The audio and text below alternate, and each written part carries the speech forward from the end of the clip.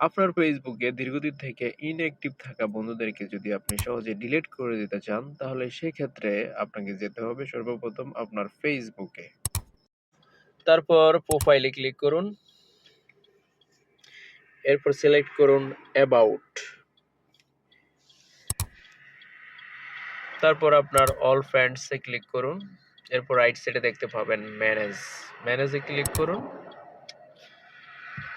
এখানে আপনি দেখতে পাবেন উপরের অপশনটি লাস্ট ইন্টারিঅ্যাক্টেড উইথ, এটাতে ক্লিক করবেন। এটাতে ক্লিক করার পর আপনি দেখতে পাবেন শেষ ৯০ দিন যারা আপনার ফেসবুকে কোনো লাইক, ফলো কোনো কিছুই করেনি অথবা আপনার প্রোফাইলে ঘুরে নাই তাদের লিস্ট। এমনও হতে পারে তারা দীর্ঘদিন থেকে ফেসবুকে নেই।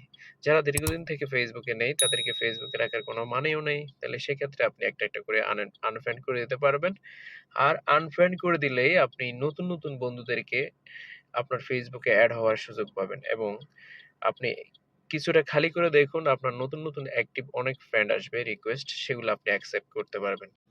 যেহেতু ফেসবুক অ্যালগরিদম সিস্টেম, সেহেতু আপনাকে রিচ বাড়াতে হলে এই কাজটি করতেই হবে। আর এই কাজটি করলে আপনার ফেসবুকের রিচ অটোমেটিক বেড়ে যাবে।